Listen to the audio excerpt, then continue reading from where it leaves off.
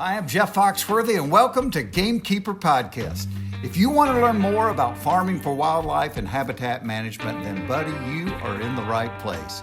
Join the Gamekeeper crew direct from Mossy Oak Land Enhancement Studio as they discuss the latest wildlife and habitat management practices, news, and, of course, hunting.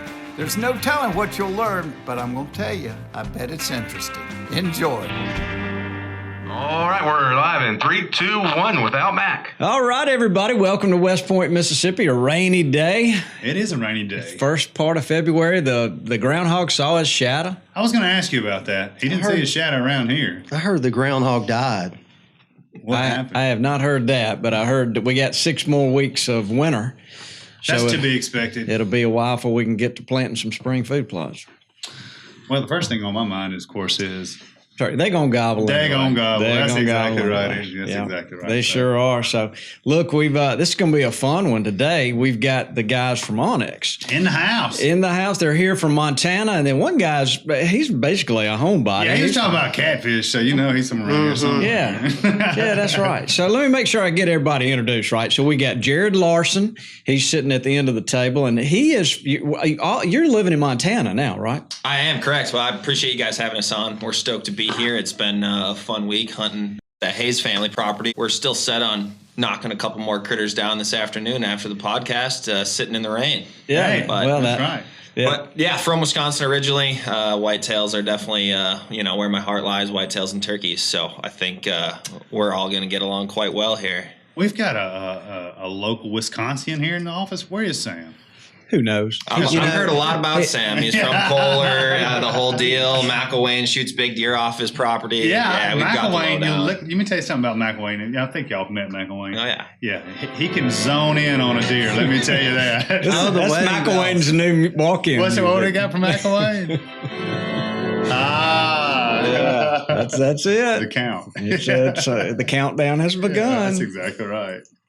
Yeah. Okay. Look, let me get everybody introduced. Yeah, sorry about first. that. Okay. Yeah. So that's not a problem. So then we've got Andrew Willard. Yep. And you're from Colorado, but you're living in Montana now. Yep. Just moved to Montana last summer, but grew up in northern Colorado. And, I grew up hunting whitetail in Nebraska and Kansas. And this country you guys have out here just reminds me of that. The rolling hills and the nice thick forest. Yeah, y'all are down there in the Black Belt too in Alabama, so you got some rolling hill and opening. Yeah, that prairie effect. It'll fool you sometimes. You think you're in Kansas. It's interesting. But the rest of the state doesn't really look like that. No, you can barely see 50 yards everywhere else. So. Yeah. So, last but not least, we've got Todd Williams. Homeboy over there. Yeah, That's right. Now, where are you? You from Macomb, Mississippi? Where are you from? Not quite that far south, but from the Jackson area, born and raised in Mississippi, and I've had the opportunity to go to work with OnX, and it's been an adventure to say the least. That's cool. Well, it's a neat company. We all use the product, and No doubt about it. we love it. And you've probably heard the legend of Dudley from the Jackson area if That's right. you grew up down there. Yeah, everybody knows everybody down there. That's it's right. crazy how that works. Big family. So, this is y'all's first trip to the deep south, I suppose. Did y'all see any snakes yet? Just hang around. They'll be here Ghosts? pretty soon. Any ghosts? Yeah. Haints? No haints. Long-tailed No haints. cats? No cats. You haven't seen the cats yet. Damn. Well, you still got time. We barely got the southern experience, it sounds like. We're going to have to come back. If you hadn't been bit or poked by something, you have to come back. Huh? Well, Jared did get introduced to some pretty long thorns the other night. Oh, yeah, you guys don't lack mean things that like to poke you in the woods, that's for sure. And I've seen the snake damage on poor Fitz's eyes there, Oh, it's for real. That's for Yeah. sure. Well, so look, guys. So while you're here, sitting here, and we're going to be talking, I got some things that are very southern. Now, Todd, you're probably very familiar with this, so this is no treat for you. But we've got Coca-Colas in the glass bottles. Look, that makes all the difference in the We got world. some you. homemade fried pork skins. Homemade Come pork on. skins. Yeah, y'all need to eat those. We got some peanuts to go with those Cokes. There you go. And then just to kind of put the icing on the cake, we got some Some hot sticks. hot stick sausages. All right, so I literally just saw peanuts sitting in a glass Coke bottle from a buddy. He Snapchatted me it actually recently. Never knew it was a thing before. Oh, so that's for real. Somebody's going to have to, I mean, like, how does peanuts go into Coke come about? Yeah, so Richie, there's a bottle opener right over there on top of that refrigerator.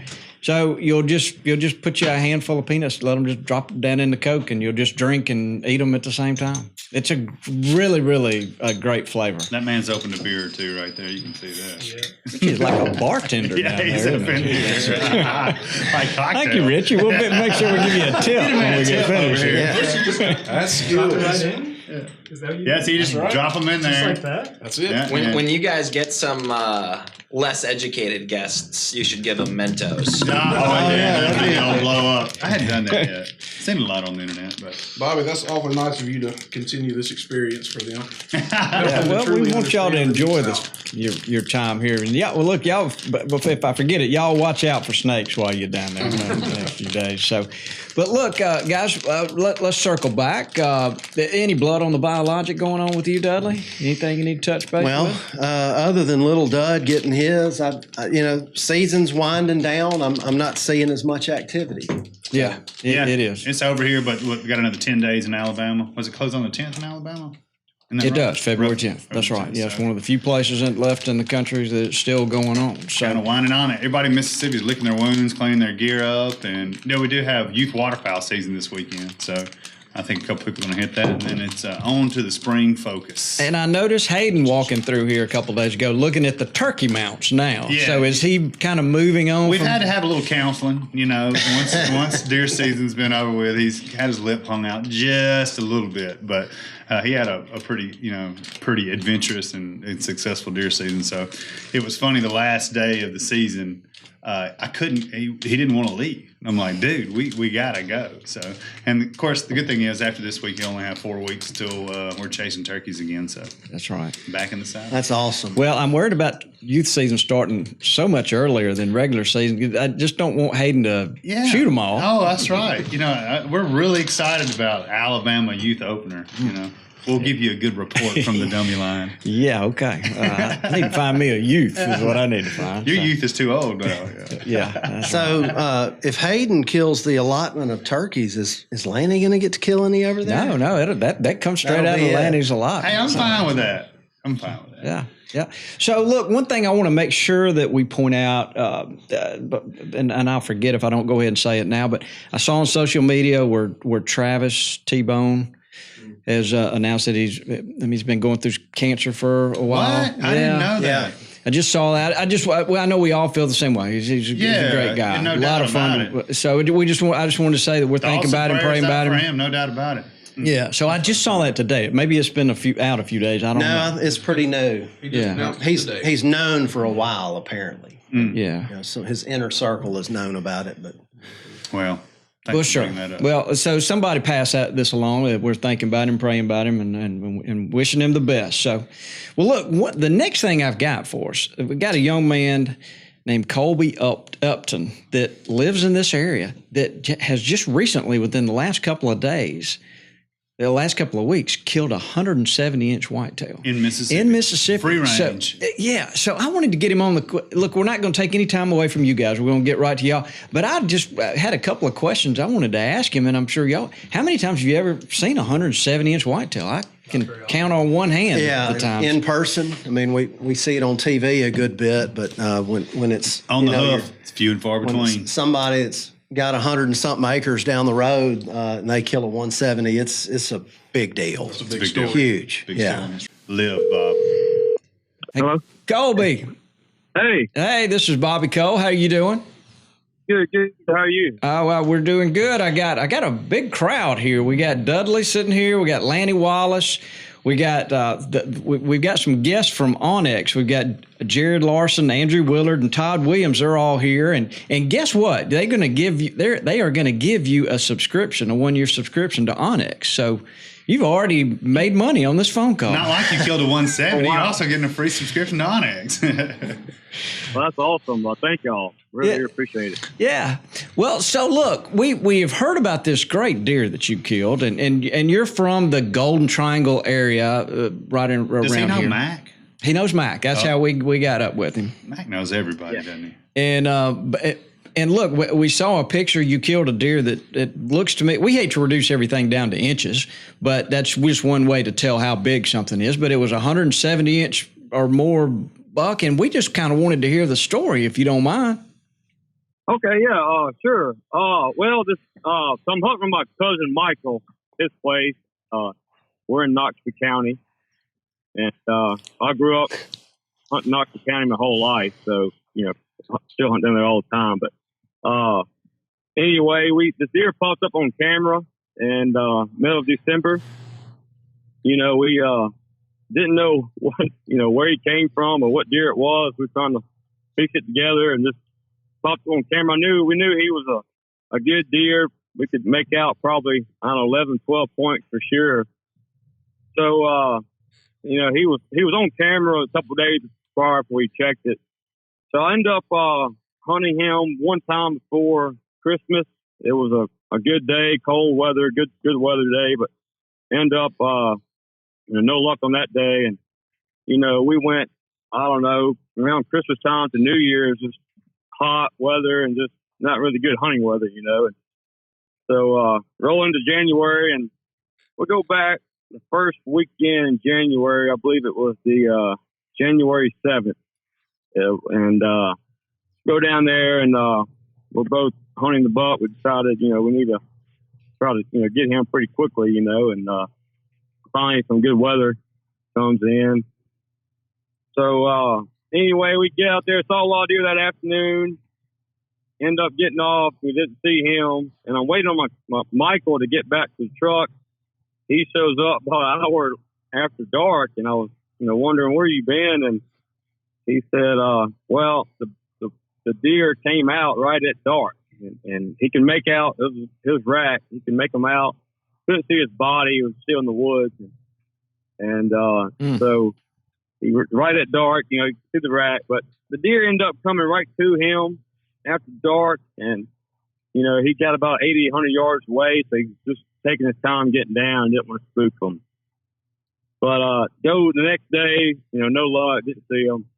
I guess we roll into the next weekend, and it was actually one buck I was really after. It was a 9-point, and he was a good mature buck that I've seen once, and had my mind made up on him. And I said this would be a good buck to finish off the year with, And so go that next weekend and end up that first afternoon. We the 9-point was out there. We were late getting off from work and getting down there, and wasn't able to make the stand, wasn't able to put a shot on the 9-point. So remember, we had a lot of rain that come in that Saturday morning, and rain throughout all day Saturday. And we get up Sunday morning, still raining pretty good bit.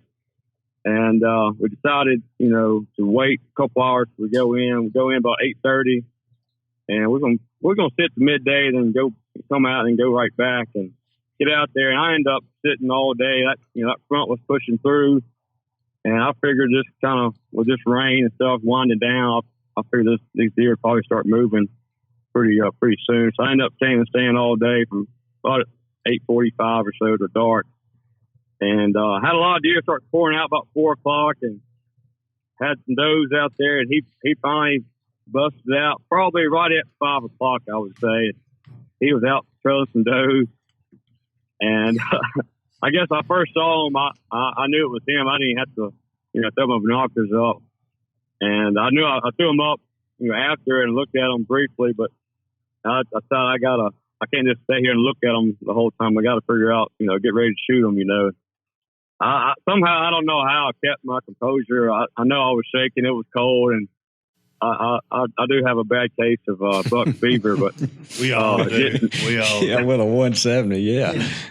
Getting nervous, but anyway, I had to wait about 10 minutes. I guess I kind of finally calmed down, and he presented me a shot, and I was able to take him right there. So, just a tremendous deer. How far was he? He ended up coming about 120 yards, probably right in there.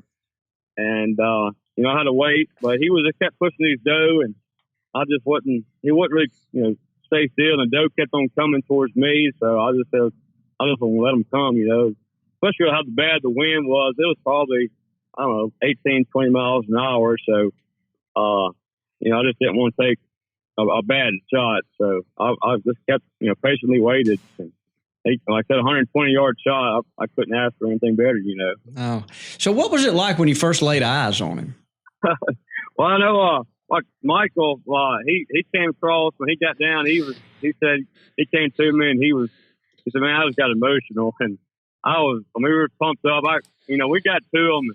I think we were really underestimating the deer. He was a whole lot bigger than we expected. We kind of just started counting points because he had on his G2s, he had like 3 kickers that were on the side. You really couldn't make out on trail cam pictures. And so we got up to him and realized he was, 19 points, and we just couldn't. We honestly just couldn't believe it. But we were so excited, just took in the moment, you know, and chest bump, fist bumping, and you know, just so excited. Just couldn't, you know. So he was proud, not jealous. It sounds like. No, he's the type of person that he wanted me. We've been hunting together for probably the last 5-6 years, and he wanted me to kill a buck with him down there, and that was his goal this year, and it turned out to be this big one. But my gosh, you got a good one. Yeah. Couldn't ask for. Thank him a lot. Like I said, he's probably more pumped up than I was. He's not somebody who'd be jealous or anything like that. So it was. I think that's the way Bobby would be for me, wouldn't you? No, he's getting green just thinking about it. I'm jealous of this guy. This guy, you're exactly right. What did the deer weigh? Well, the deer didn't weigh much. He had a fairly small body. I kind of had a little concern with me of this questions, you know. So, he was easy to throw up on the 4-wheeler. I wouldn't say he was. I wouldn't say he was over 150 pounds. So wow. Yeah. I don't know if he's just been, you know, running pretty crazy. Like this area we're hunting is, you know, wasn't really a surprise for a big buck to come through there because. Last year, I think there was probably like 2 160s that were killed about 2 miles from where we were hunting. So it's usually every year, you know, you have a buck that pops up middle of the year that you haven't seen, you've been watching. And so that's why we weren't really sure, like, what buck this was or what he blow into from the year before. But I don't know. Like I said, I don't know if he just traveled a long ways or, you know, I really think he was, up in age too. So, and I think that had a lot of effect with his body and, you know, especially with the rut, you know, middle of the rut or end of the rut, his body was pretty worn down. Pretty run down. So how old do you think he was? I want to say he was at least 5.5, but I'm going to say 6.5. Yeah. But we kind of looked at his, his teeth when we had him out there, and they look pretty dark in the, you know, in the bottom, in the back. So that's what we want to get his jawbone back, you know, find out for sure. But with 170 inches of horn on his head and 150 pounds, he really looked big. He did. Oh my goodness. That's awesome. Well, Colby, we're real proud for you. Congratulations, no doubt about it. That's a heck of a deer anywhere, especially in Mississippi.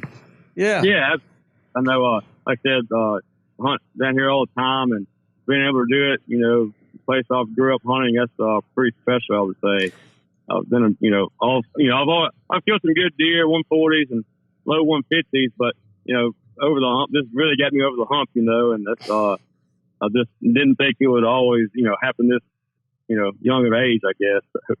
Pretty awesome. Yeah, that's really cool. Yeah, you might as well go ahead and retire. Yeah, hang up, buddy. Start crappie fishing and get it over with. Well, look, we're going to make sure we'll get with Mac and make sure you get a code so that you can get a subscription to this OnX. And look, drop us a pin where you killed that thing. That's why we're giving this to you. That's what the nice guy would do. Yeah, just let us know. And if you need any help coming up down there this spring, we'll be glad to come help you. Always.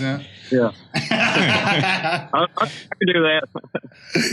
All right, Colby. Well, thank you for being on here. Yeah, congratulations, buddy. Great story. Thank awesome. You for having me, and I really appreciate it. It means a lot. Yes, sir. Well, thank you. Yep.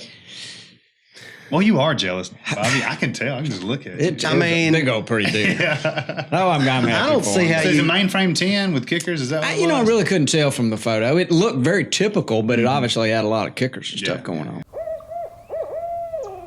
Hey, this is Toxie Hayes with Mossy Oak. You know, hunting and fishing, game keeping, and taking care of the land with my family is my life. And I'll be honest with you, the one app that I'm on every day and use more than anything is OnX. It literally has changed my life. From property ownership to roads, everything to do with understanding the land better. I even use it to plot acreages all the time. Every function I could dream of. Use coupon code Mossy Oak to save 20% on your next OnX subscription. Trust me, you'll be so glad you did. Would y'all take the pork rinds away from Todd? He's going to eat them all. Do something. I started to open them, and I was like, man, I'm just, the whole podcast he's going to steam the whole bag. Okay. So let's shift the conversation. Let's go to OnX is something we all use. Toxie stays on that app all the time. If you ask him, he tells you. Lanny, why don't you start? What questions have you got? I have to admit to y'all, and you can ask anybody around here. I spent many years of my life researching and looking at public land. I spent a lot of time, grew up hunting public land, and, it took me decades, seriously, 10, 15 years of researching to understand, how to go, where to go. And it was my brain trust and and then y'all ruined it all. I mean, seriously, just that quick. Came in and ruined it all. So I say that all the time because I used to talk to McElwain all the time because I'd be out there on the public land and he'd show up right where I was. I'm like, how the hell did you get here? You know what I mean? Yeah. But I will say it's been a revolutionary tool. It's probably been, from my experience, I've been in this industry almost 30 years now. You talk about how technology affects industries. It has had the most phenomenal effect from a consumer perspective on the consumptive sports than anything I've ever seen in a quicker amount of time. So congrats to you. I bashed you for a couple years. I'm on the train now. So I'm trying to find out where McElwain is, all his stuff is. I mean, I don't know. About 20 years ago, I bought one of those handheld GPS and was trying to use it. And I went out to our local public land and got lost. Yeah. But, before that, I've done compass and pacing. I can triangulate. I can read a map.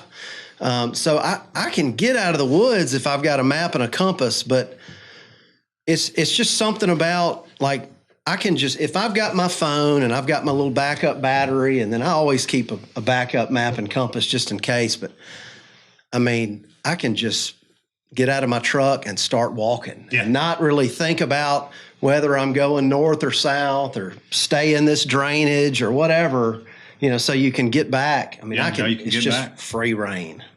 It is. It's an incredible tool. So, well, we're talking. You got tell us what's going on with OnX right now? What's the hot new thing? What are y'all working on? I know there's some layers that we're excited about. Somebody's got to talk now. Yeah, there's a couple cool things we have going on.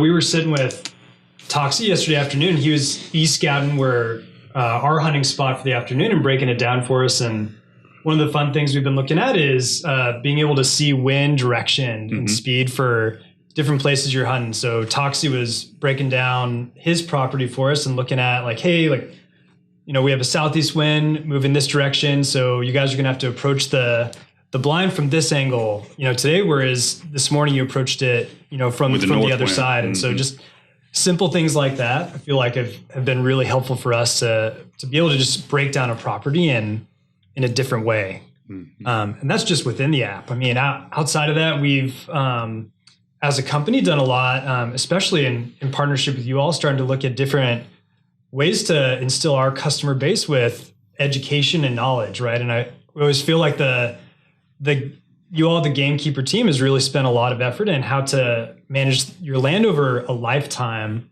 And so for us, it's not just about how do you use OnX to hunt today. It's like, how do you use that as a gamekeeper to hunt over the next 20 years, right? And construct and architect your property to be successful continually, not just one season at a time. Yeah. Well, it's got so many different features that are available to help a guy. So being able to look and see who your neighbors are. Oh, yeah. And right where that property line is, I mean, you can walk right. Well, this is it right here. And it's remarkably accurate. It really is. And then, but to know, okay, well, she owns that. I didn't know. It's all right there. And I assume that updates pretty frequently, once a year at least, maybe? Yeah, I mean, we have a fully dedicated GIS staff that, I mean, they're contacting each and every county throughout the United States. And this past year, we updated every single county in the U.S. at least one time. And then we even get to, some states multiple times a year with land ownership updates. That is huge. Yeah. Just speaking from working with those county offices before in the past. Oh my gosh. Yeah. And I mean, that's our bread and butter, right? Is those land ownership boundaries, land ownership information. It gives you the ability to hunt anywhere in the country with absolute confidence. You know exactly where you're standing at all times. You know whose property you're on. It's never a guessing game. I think we've all been there at some point in time before the OnX Hunt app, where you're looking over your shoulder, or you come to this old fence row and you're like, does this really mean anything? And if you have a smartphone in your pocket and a spare $30, you can find out. You can know exactly what property you're on at all times. Oh, it's worth that for sure. I mean, it's cheaper than a half a tank of gas today. Box of shells, you name it. It's, and the value of being able to get it right there in the field. Where we would go back home and get on the computer and call the Corps office and start looking and trying to figure out all that stuff. So the convenience is unbelievable.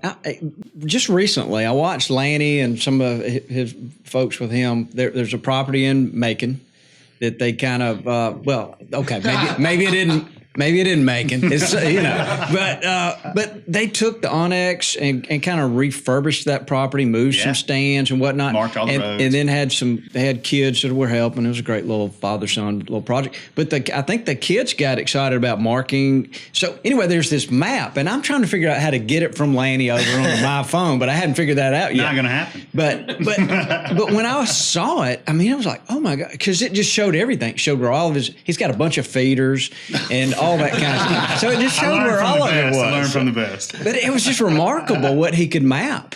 And it's an incredible tool. It really is. Yeah. I mean, even from the bread and butter, obviously, starting in Montana, of course, was again those public and private land boundaries. But as we've matured as a company, the Whitetail Woods is the primary hunting ground for so much of the country. And no doubt about that. We've really worked to cater the app to whitetail hunters and gamekeepers that, as Andrew alluded to, are managing their property for years, decades, not necessarily just tomorrow morning's hunt. So I'm glad Lanny's marking it up and making the boys jealous. Yeah. Well, Dudley, you had a question? Well, I was just going to say it works in different ways, but equally as well on both public and private. No question. I kind of have different habits, when I'm on my family private land versus using it for public. It's funny. I'll lay in bed the night before and kind of pick an area, look at the weather, and figure out where I want to go. And it seems like every time I'm, especially public, I'm on my way. It's like I'll pull over on the side of the road and start looking again, and just completely change my game plan.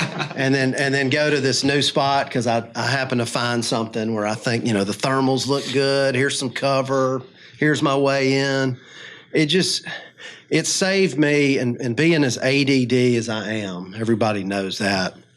They do now. Saves me so much time planning, and it keeps me focused on the hunt itself and getting where I need to be. Hey, in land management, the area management tool, I use it all the time. Whether you're spreading fertilizer, putting seed out, burning, wind direction, whatever you happen to be, it's a hell of a tool. There's no question about it. So the one thing that I've noticed about the app that is worth the price of admission for this alone to me, but I heard a story about a guy who shot a deer, lost it it was rain, big deer.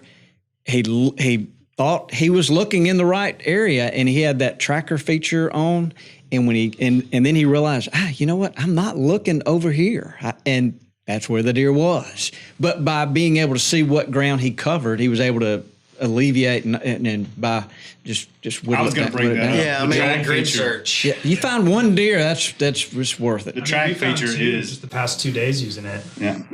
And we could probably sit here and come up with thousands, 30 examples.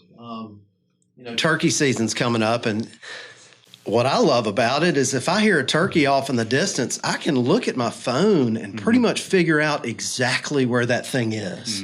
And if it's not on me, I can look at right where to cross the line. I can I can look at drainages and say, well, I think it's going this way, and it may end up on me in an hour or two. That's right. And if I don't hear anything gobbling elsewhere, I'll go to that spot and wait it out. I mean, everything from finding that swamp chestnut oak flat that drops like crazy, and then I can mark it and then make a note that it dropped really heavily in 2021. Chances are it's not going to drop heavily again the next year. But just stuff like that. You can make little notes and use deductive reasoning. I don't know. It's really easy to be out in the woods and think you're going to remember. Yep. The exact oak tree that was never dropping gonna forget that it. Yeah, exactly. and then the next time you're on that chunk of ground, you're like, where was that frickin' oak tree? Right. And yeah, I mean, if you just spend the 3 seconds it takes to throw a note on a waypoint, you're able to build history of everywhere you've ever hunted and just be a lot more efficient in the field. It's just like when I discovered that there's a calendar on an iPhone where you can leave notes and set an alarm to remind you for something. It's like I can look at my OnX and see what I did at that exact time the year before. There may be some feed tree that's I've already mentioned that, but there's just so many things. I drop waypoints on when I'm looking at an area and I'm like, I haven't been right there. I drop a waypoint on it to be sure I get back, looking from the topography. So what about these layers? Now, there's one with the oak trees, the mast layer. Is that right? Yeah, so I mean that's a pretty new layer for us. It's categorized as tree species and habitat maps. And so that is a fairly new layer. We just launched it this past fall. And it's actually a folder of layers. There's 7 different individual layers within that layer system that tell you all about the tree species and habitat types in a particular area. And so it has a layer of deciduous versus coniferous, deciduous, which you can break down the layer settings and just look for oak hickory, just look for maple or ash or whatever type of tree species that you're after. There's going to be a layer in there. And then obviously the most prominent layer is acorn producing oaks. So if you're after mature oaks, be it white oaks, red oaks, mixed oaks, that is now a layer within the OnX Hunt app that you can add. And it's all measured in a 30-yard by 30-yard pixel is how it's broken down. And so in each pixel, it's telling you the predominant tree species. So if it's telling you that there's white oaks there, yeah, there might be some other trees mixed in, but predominantly, that area is going to have white oak trees. So it's just a great tool to use at a high level to kind of hone into, whether it be a mast crop or, a certain type of tree or shrub that you really find to be a great bedding area. Just cuts down on the amount of time that you have to spend boots on the ground finding those hot spots. Yeah, there's some really interesting stuff on all those layers. One thing I like to do, you can look at that. I mean, this is just an example, but the acorn producing oaks. Then you can find an area with acorn producing oaks and then look for cover nearby. And just using it to narrow things down. I mean, you may be in a huge area of acorn producing oaks, but you can combine that with cover and maybe some kind of drainage that hooks up to it and figure out how to get in there without getting smelled. The conifer versus deciduous, that's edge habitat. So you can look at your conifers where they line up with deciduous and know that you've got an edge that you need to go check out. See if there's a good trail going down that edge. The Rut Map Layer. Hunting on public around here this year, just in like a 50-mile area where I hunt, the rut peak may be a difference of about 3 weeks. And so if I think that they may be locked down in one area, I can move 20 miles to the west on that rut map and still find some chasing. That's right. It's a neat thing, especially in the Deep South, in areas where deer needed to be repopulated, and we brought deer in from different areas of the country. Yeah. And they have maintained those same general rut tendencies as far as the peak rut is concerned for all of these decades. And so that's why we have the opportunity to be able to have properties within 60 miles of one another. And that honestly just extends our opportunity to hunt the rut in the Deep South, which is a great thing. But you can see that really clearly on that Rut Map Layer. And it's just there. And if you want to make it go away, like if it kind of obstructs your view a little bit, if you're trying to see some detail, you just go over there and click it off once you know where you are. Exactly.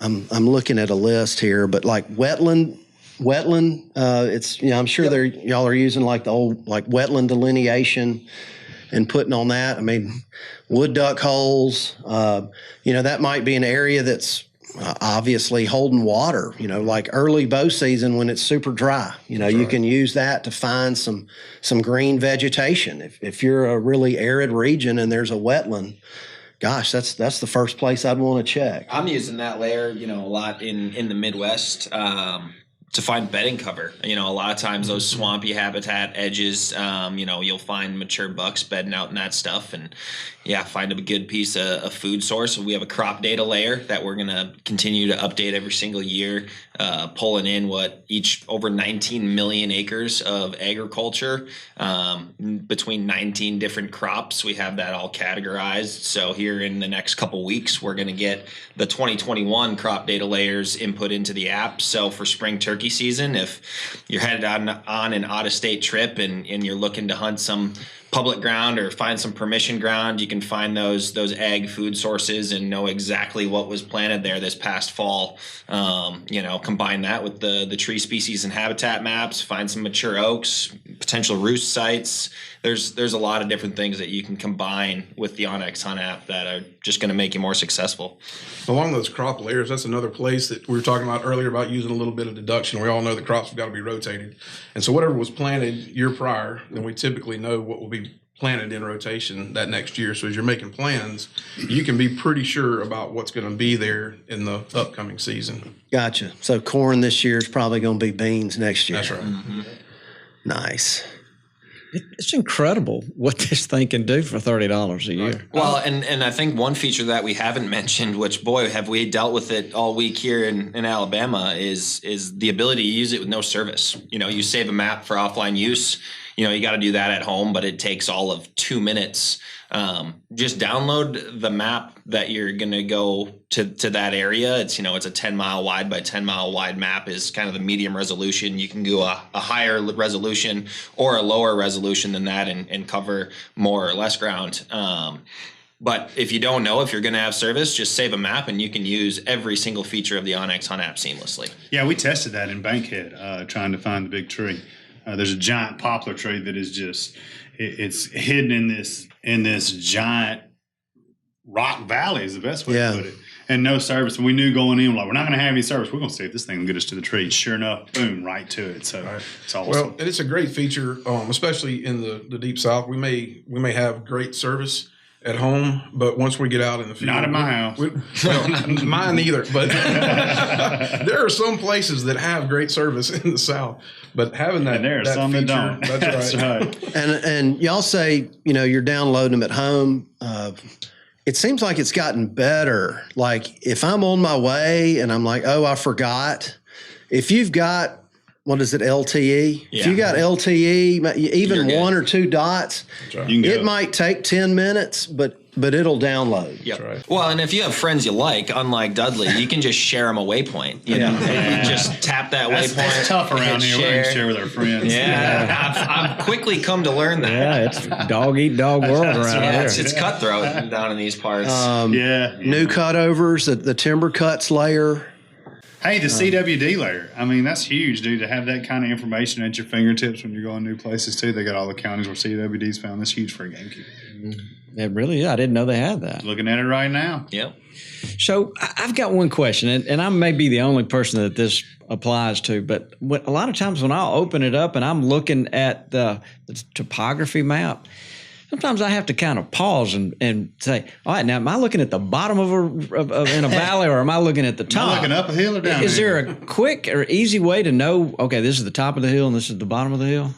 Or am I just kind of just not as smart as we need to give you a topo line class. Well, I'm not seeing numbers. If I saw numbers and said this is 150 and that was 50, I would know what I was looking at. But there was a time I went and I found a little property for sale, and I told my wife, I said, look, this is 40 acres, and we could put a 25-acre lake right here. Look at how this just lays out. And I drove to look at it. It was exactly opposite. They put a nice big ridge on the hill right there. And I was like, man, I've got to get better at this. I mean, there's a couple ways, that you could do that within the app. I mean, the first is the app does allow you on your phone, and it's even better on a desktop to visualize what you're seeing in 3D. And that, I mean, it's hard to get more compelling than that in terms of reading the topography and seeing how the landscape changes, which is just a beautiful experience. The other way to do it is we do have a layer we introduced called Slope Angle, and it's basically visual topography, so it'll highlight in different colors what the degree of again, like slope is in the landscape from like not steep to super steep. And it's another way without 3D to really quickly say, okay, like here's a draw, right? Here's a little bench, here's a pinch point, and so forth to see what's going on. And lastly, we have a pretty awesome update coming to the base map look and feel of the OnX Hunt app that we all have the same frustrations, Bobby. You're looking at it and you're like, all right, well, that line says it's 3,400 feet above sea level, but I'm not seeing another indication for multiple lines. We have an update coming that's going to give you a lot more visual insight, on creek names, highway names, topo line elevation measures. It's going to be not something that you necessarily like notice as a new feature, but it's just going to make the functionality of the OnX Hunt app that much better. Sure. Okay. Yeah, it's easy to get tripped up on that topo thing. Yeah, it is. What I found is Sounds usually like we need to have a Mossy Oak OnX topo masterclass. what I always do is I just zoom out a little bit, and you can often see like a pond or a creek or something, and then zoom back in, and it kind of clarify re-tricks your eyes. Yeah. Okay. Right, and it's pretty flat around here, so it's tough. We probably won't see any 3,400 foot up. Yeah, that was probably a very we poor want to see example. 3 feet of break. It's like, well, there's a ridge right there. It's 3 feet tall. Your feet aren't wet. That means you're on the ridge. But speaking of elevation and looking at the topo lines, something I do a lot that's not really in the hunting realm, but I'm foraging. So like me and Sam and Vandy like to do the foraging thing. Lanny, if I can find, like, for example, morels. That's a big deal all over the country, Canada too. You can find a morel spot, mark it with a waypoint, but you can also say, okay, so this is the bottom of a north-facing slope, and it's at about this elevation or on this line. And then you can just zoom out a little bit and follow those lines around until you find another north-facing slope at that same elevation. You can even use your tree layers to find different species of trees. Like in my neck of the woods, sycamores are a great place to start. And but like it may be cottonwoods in your area, and you can look that up and again do some deductive reasoning and narrow down the places to go to check. And I do that with oaks too. Like if I find a northern red oak or a scarlet oak that's dropping really good on an upland site, I'll make a note of the aspect it's facing. So it may be in a cove facing southeast. I'll go look for some more southeast facing coves at that same elevation. And more often than not, you can find that same species of oak that's dropping. And it may not be dropping that year if it's facing northeast. Maybe a late frost or something got it. So that's another good tool I use. Oh, man. Well, so what are we not asking, guys? What tell us? Is there features that y'all are wanting to tell us about? Well, one thing I think that we in the South in particular, where we've got smaller blocks of ground. I know that National Deer Alliance said 15 or 20 years ago the average number of acres for the folks that were members of the NDA was about 320 acres. The last 20 years, that's gone down. The average member has about 80 acres that they're managing. Well, in that case, it's really hard to do a tremendous amount to manage whitetails on 80 acres. But because you've got landowner information now, we can get to know our neighbors. And instead of competing against them, to be able to communicate with those folks and try to build some community where maybe we can get on the same page and manage a bigger piece of ground together, Cooperate. as opposed to a small tract of land. That's right. Build some cooperation amongst everybody, which is everybody's competitive, right? We're probably not going to show every picture of every big deer that we've got on camera, but we can still communicate about maybe some management strategies that we can all share in. Y'all don't shoot this one. This is on the no shoot list. And I would say my pitch is, we got spring turkey season coming up here, and I would argue that there is not a species that aligns better as far as using the hunt app to your advantage to help you become more successful in the field between, like Dudley said, pinpointing exactly where that bird gobbled from. You can pull out the line distance tool and measure the distance between you and that gobbler to figure out, okay, he's 230 yards away. I can close the gap by 60 to 80 yards here and get inside of his bubble. Or just, using the topography to your advantage. You hear a bird gobble and just make sure you're going to get above him. But we have a 7-day risk-free trial. You download the OnX Hunt app, create an account with an email and a password, and you got the keys to the car for 7 days. So put it to work when you're out there chasing spring gobblers and see what it's all about. You'll be hooked. Yeah, you will. Yeah, that's No pun. No pun intended. Yeah, and fishermen are probably getting as much use out of this as well. I would think, marking crappie holes and where they caught. That's right. Small craft fishermen, especially when you don't really have the technology on your boat to take back home or to use in a different format as far as an app is concerned, to be able to whip out your phone while you're fishing and mark certain things, even that you're seeing on your depth finder, you're seeing the right kind of cover that's mixed with the right kind of structure. And you know that those fish are going to be there depending on what water levels are, and you can leave notes inside those waypoints just like you do when you're deer or turkey hunting. Yeah. On the set this morning, Jess was breaking down where he drops waypoints on all of his catfish lines. I know. Those are in my spot. Yeah. I know exactly what you're talking about. Uh-huh. He's going to share them over, but I can show you exactly where his catfish spots are. just as powerful, right? When you're dropping lines in the water. No, it's a huge tool for that, and we catfish a lot. So especially when we find those mulberry trees. There you go. Get on them. Speaking of mulberry trees, don't you have an Ask Dudley that's along those same lines today? I do have an Ask Dudley. Let's see if I can make this thing work. You have one new message, and you have one saved message. Hey, this is Gary Stewart down here in North Florida. Oh, sorry I didn't get up with you earlier. I've been busy deer hunting. I'm planting trees again. And I was catching some catfish in the pond last year, and a lot of them were loaded down with mulberries, which kind of shocked me. I mean, their bellies were just fat with them. And I just wondered if there was anything else I make play around my ponds that catfish would eat, maybe the brim, with any kind of fruit trees y'all may have. But everybody, give me a holler when you get a chance. Thank you. Bye. Well, that's different. That's an interesting question. All right, so Gary's one of my customer buddies that I met years ago, and we've just kept in touch. He sends me deer pictures and stuff all the time, and we've just gotten to be buddies. He's been planting our trees since day one, and he's an incredible fisherman. He fishes his local area. Right now is sucker season. He's been wearing out the suckers, and but anyway, Is that a drum? it's a sucker. Anyway, so yeah, Gary, that's really cool. And I've done some research. Honestly, I'd never heard of that until you'd mentioned it. But I actually just did some Googling and looking at old forums and things, catfishing forums and such. And it seems like that is a thing.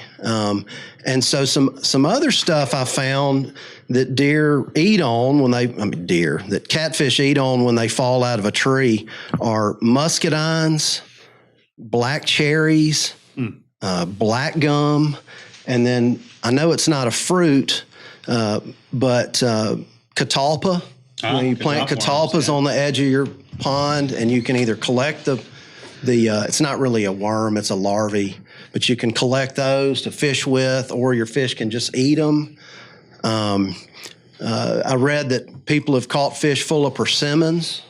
So I don't know, that's just kind of a weird twist of planting fruit trees, but I'm all in. Oh, that's super cool. And then, oaks make a great shade tree, but they also house, and I've hit on this before, but they house more insects than just about any other genus of trees.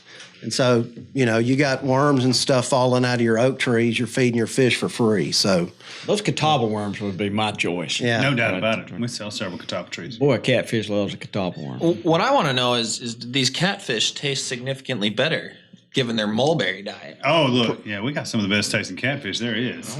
probably so. Flathead is what you want. Jared. Flat. That's what, if we hear Jess talking about, that's what he's talking about, it's the flathead. Don't turn down any flathead catfish. So. No. Well, guys, look, Dudley, thank you. That was a good question. That was a great I one. like how you changed that up. You'll be sending that guy, your buddy, you'll be sending him a little package. Oh, yeah. Yeah. So good. Well, look, let's go back to the OnX guys. They need to go hunting. We need to get them out of here. So is there anything else y'all need to point out, or what is there where do they go get this app, I guess will be the thing.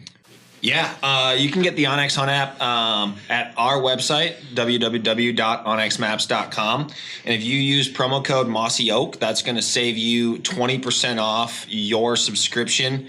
So make sure that you go to onxmaps.com. And if you're interested in purchasing a Hunt app membership, use code Mossy Oak, save yourself 20%, and put that into your gas fund to go chase more gobbles. There you go. Wow. Also, stay tuned. This year we've teamed up with the Gamekeeper crew, and we're doing for our elite members some exclusive content and in the field work and insight and expertise on tree species and food plots. And we actually have I think we got some cool turkey stuff coming with you all in the next month or so. So no doubt about it. Yeah. Well, that's exciting. I can't emphasize enough how big of fans we are of the product. And now it's great to meet you guys now and see some of the guys behind the product. We've seen Todd's been around a number of times. I think he likes to come up here and eat. I'm just saying. Well, it's been great. Yeah, if Vandy's cooking, I'm in. Yeah. I have to say, we were lured down here and told that we would be eating meat, cheese, and a potato. Yeah. Singular potato. And then we show up at camp and it's a 5-star meal. Yeah. Breakfast, lunch, and dinner. I'm gonna pop. Usually come out of hunting camp losing weight. Not around here. Not happening down here. Not around here. Not around here. Well, we should appreciate you guys having us on and appreciate the partnership with Mossy Oak and the Gamekeeper crew. We're stoked to be a part of it and hope to continue it for many, many years. Yeah. Well, we appreciate it too. We're looking forward to it. It's a great relationship. We do too. The thing that I'm most impressed about is you guys look very authentic. I mean, before this thing started, we've been talking about deer hunting, and you guys, you don't just work for the company, and you really are deer hunters. Mm-hmm. Y'all are really into it, That's and huge. that impresses me. I like to spend as few days as possible at the office between October 1 and January. Well, I was worried that we were going. This thing is so technical. I was thinking there was going to be some like computer type people. I don't get that vibe from y'all at all, to be honest with you. Well, they are a lot younger than you are, Bobby. So, Well, a lot of people are, Dudley. Yes, by nature, they're more technical than you are. Yeah. Well, so I've gotten to where I can attach an attachment to an email in the last little bit, so we're making progress. But we have enjoyed having y'all. I want to make sure. Is there anything else you guys want to point out? Anything else? You guys have some cool deer down here. Oh, thank you. Well, we do, and be careful which one you shoot, Especially on Toxie's place. Yeah, and You y'all told watch us out. so long as we're willing to spend $600 to put it in infamy on our walls, we can shoot away. You're right. So. That's Exactly. that'll always get you out of it right there. Yeah. Yeah, it will. We'll Well, y'all go. be careful, and if you see any wild pigs, be sure you Please shoot them. Keep knocking shoot them down. those. Watch out, there's liable to be some snakes out there now. You never know. Never Isn't that know. right, Todd? Absolutely, even this time of the year. Yeah. Well, it's been fun having y'all. Thank y'all for all you appreciate do y'all for being the, here. for the industry and our working relationship, and we're just really proud to be associated with you guys. Be sure you take your little treats. Oh, home we're there. taking our Taking the pork snacks. rinds, Yeah, and then I've got some levy slings that we'll be sending each one of you guys. So we for being here, appreciate so that. Yeah, awesome. So everything's worked Parting out good. goods. So, Yeah. well, why don't you for say having us. goodbye, Dudley? Goodbye, Dudley. Get us out of here, Richie. Thanks for tuning in to this week's episode of the Gamekeeper podcast. And be sure to tune in again. Subscribe to Gamekeeper Farming for Wildlife magazine, and don't miss the Mossy Oak Properties Fistful of Dirt podcast with my good buddy, Ronnie Cuz Strickland.